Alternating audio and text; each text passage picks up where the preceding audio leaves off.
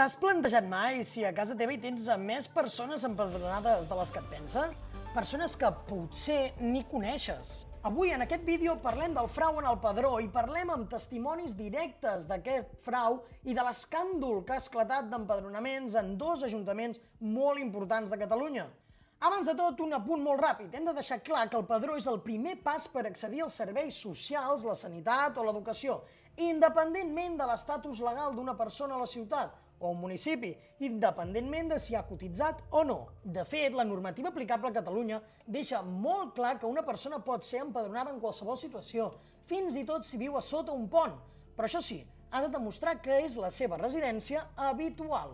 Tot i que pot semblar un despropòsit, això d'empadronar persones sota un pont pot tenir un cert sentit, ja que l'objectiu principal del padró és mirar la imatge real de persones que viuen en una ciutat, per poder, evidentment, desenvolupar les polítiques que siguin oportunes. Posem l'exemple, si detectem que tenim 40 persones vivint a sota un pont, realment vivint sota un pont, l'Ajuntament pot aplicar-hi mesures i poden buscar-hi una solució. Malauradament, això no és el que passa a Catalunya. El que passa a Catalunya va completament per una altra banda. T'ho expliquem. I és que a Catalunya molts ajuntaments han aplicat la dita de cria corbs i és que et trauran els ulls. I és que, a banda d'empadronar sense constatar la realitat de la persona sol·licitant, existeixen casos on s'està empadronant massivament a persones en edificis públics, on, per raons òbvies, no hi viuen. Ara us ho expliquem perquè és bastant indignant, però deixa'm posar-te un segon de context.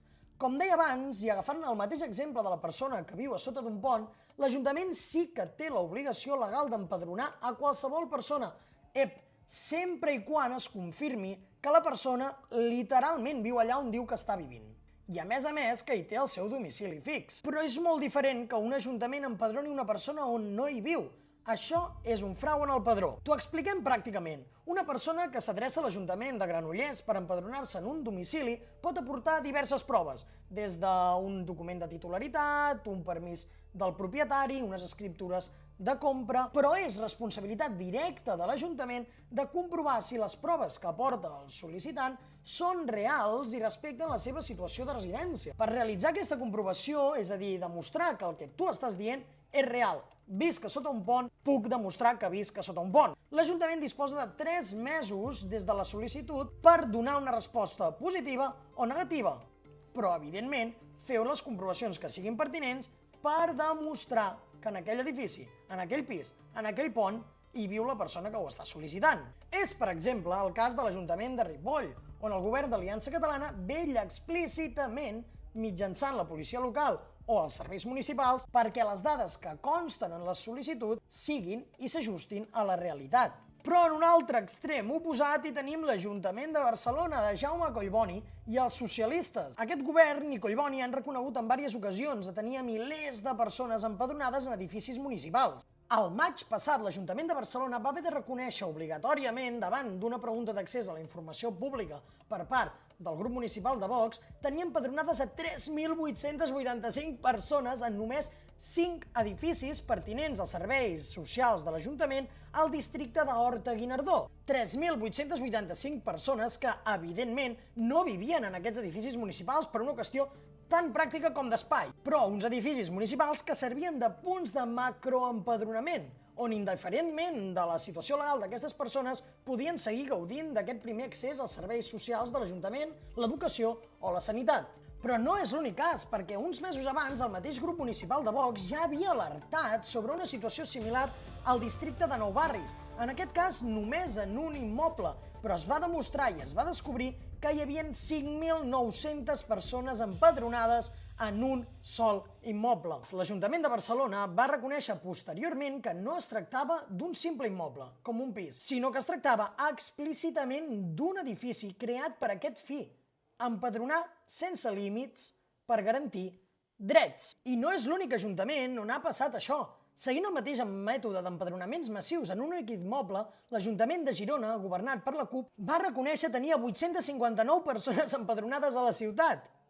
Persones que, evidentment, poden seguir vivint a altres llocs de l'Estat o on vulguin, però seguir gaudint dels privilegis o serveis que el contribuent gironí o de Barcelona continua pagant. Així que ja ho veieu, és una cosa que repeteix sempre. Tots els drets, cap deure. És evident que aquests casos han sigut sonats els de Barcelona i els de Girona, però que és una cosa que es replica arreu de Catalunya.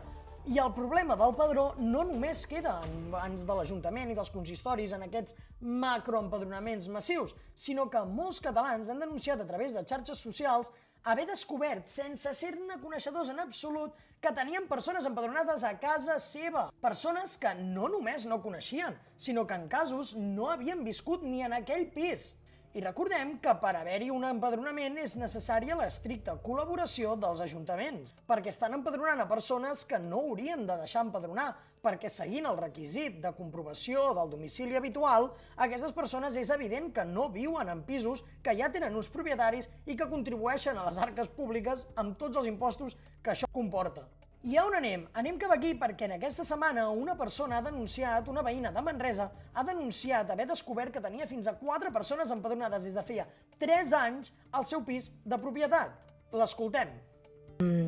Bueno, jo vaig comprar un pis ara farà 4 anys, en el qual, en el moment en el que em vaig empadronar, ningú em va avisar d'absolutament res, senzillament vaig anar al registre i em vaig empadronar en el pis que havia comprat.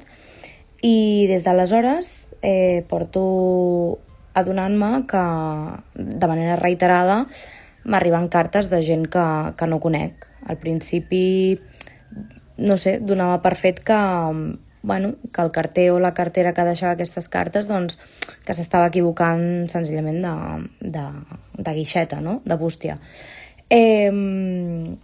Amb el temps vam anar pensant que poder el propietari d'un dels pisos del bloc no hi vivia i que tenia llogaters i donàvem per fet que aquestes cartes eren del propietari del pis, que evidentment jo no coneixia. I ara, 4 anys després, ens hem adonat que tinc a 5 persones empadronades a casa meva.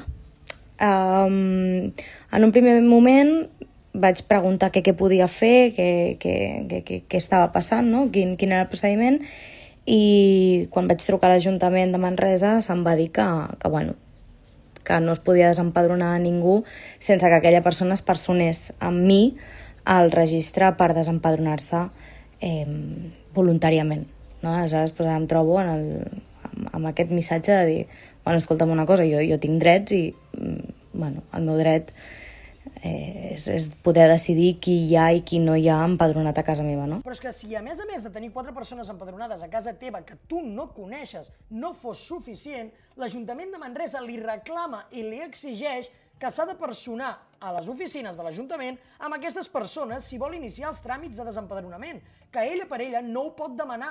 És a dir, ningú ha desempadronat aquestes persones tot i constatar que no viuen en aquest domicili. Però és que la xarxa en va plena de testimonis, com veiem, que denuncien aquests presumptes empadronaments fraudulents i de la resposta que els ajuntaments han sigut nul·la o llançant pilotes fora. I per això nosaltres volem seguir recollint aquesta indignació que veiem i explicant-la per vosaltres, perquè moltíssima gent té interès en que tu no sàpigues tot el que està passant a Catalunya. Com en aquest vídeo que us deixem per aquí, on us expliquem qui hi ha darrere del top manta. Cares conegudes, consellers, departaments de la Generalitat, segur que no et deixarà indiferent. I si a tot això li sumem els diversos escàndols, com el que ha sortit recentment d'una treballadora desviant fons públics dels serveis socials de l'Ajuntament per valor de 400.000 euros a Barcelona, tot això va agafant forma i va omplint una pica que ja està a punt de vessar. Per això et demanem que et subscriguis en el nostre canal, perquè a banda d'explicar-t'ho, és molt necessari que continuem apostant per la informació directa, clara i sense matisos. I a banda de seguir-nos, també pots deixar-nos un comentari, que això ens ajuda moltíssim. Et llegim i veiem quina opinió en tens de tot plegat,